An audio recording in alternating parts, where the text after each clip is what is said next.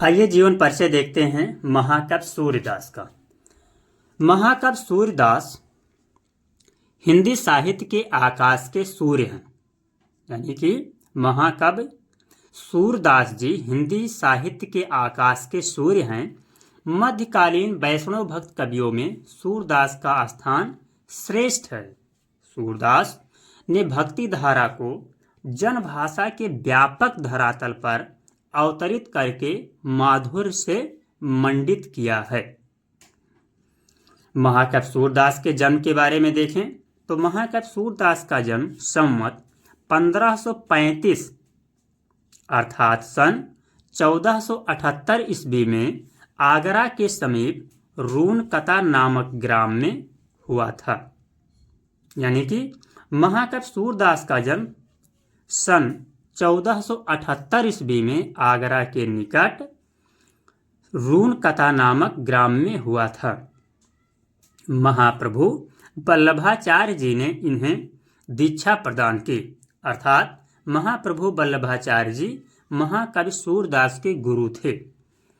कुछ इतिहासकारों का मानना है कि महाकवि सूरदास जी जन्मांध थे और कुछ लोगों का कहना है कि श्री कृष्ण की बाल लीलाओं का जो सूक्ष्म अंकन किया है और रूप का, यानी कि महाकवि सूरदास जी ने श्री कृष्ण के बाल लीलाओं का जो सूक्ष्म अंकन किया है और रूप रंग की जो कल्पनाएं की हैं उसके आधार पर उनका जन्मांध होना असंभव सा प्रतीत होता है। क्योंकि स्वाभाविक सी बात है कि कोई जन्मांध व्यक्ति भगवान श्री कृष्ण के बाल लीलाओं का इस तरह से उनके लीलाओं का अंकन नहीं कर सकता है। इसी के आधार पर माना जाता है कि महाकवि सूरदास जन्मांध नहीं थे। अब यदि महाकवि सूरदास की रचनाओं के बारे में देखें तो सूरदास द्वारा रचित ग्रंथ है सूरसागर, जो कि इनका प्रमुख ग्रंथ है। इसके अलावा सूरशरावली और साहित्य लहरी हैं।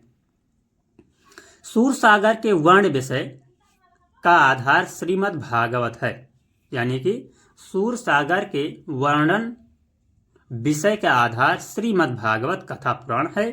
भक्ति को भव्य एवं उदात्त रूप में चित्रित करते समय श्रृंगार और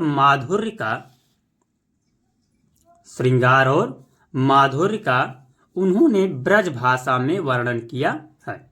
यानी कि महाकवि सूरदास ने भक्ति को भव्य एवं उदात्त रूप में चित्रित करते समय किस भाषा का प्रयोग किया है, तो वो है ब्रज भाषा। अब आगे देखें तो महाकवि सूरदास का वात्सल्य वर्णन अद्वितीय है।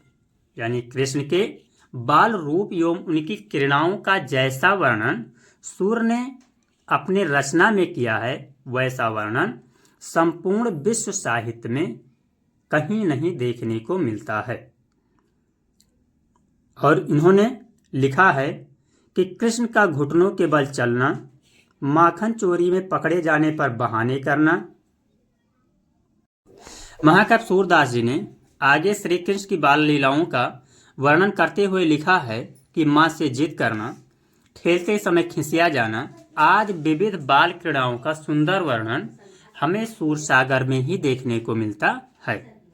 सूरदास ने गोपियों के विरह का विशद वर्णन भ्रमर गीत नामक प्रसंग में किया है। यानी कि महाकवि सूरदास ने गोपियों के विरह का विशद वर्णन कहाँ किया है, तो वो भ्रमर गीत नामक प्रसंग में किया है। ये कभी कभी 1 नंबर में क्वेश्चन पूछ लिया जाता है। सूरदास की भाषा ललित एवं कोमलकांत पदावली से युक्त ब्रज भाषा है, जिसमें सरलता के साथ साथ प्रभावोत्पादकता भी मिलती है।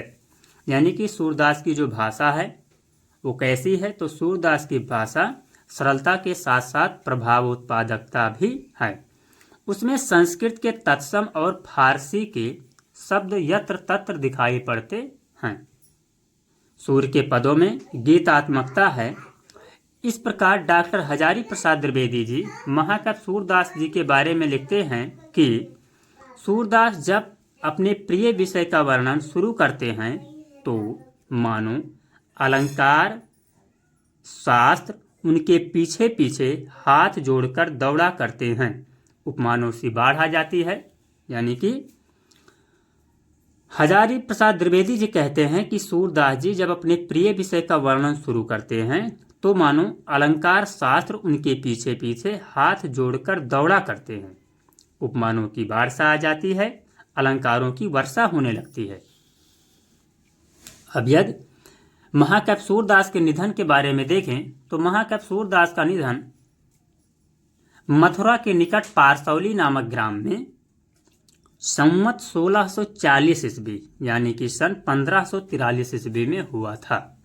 यानी कि महाकवि सूरदास का निधन कब हुआ था? तो महाकवि सूरदास का निधन पारसौली नामक ग्राम में सन 1543 ईस्वी में हुआ था।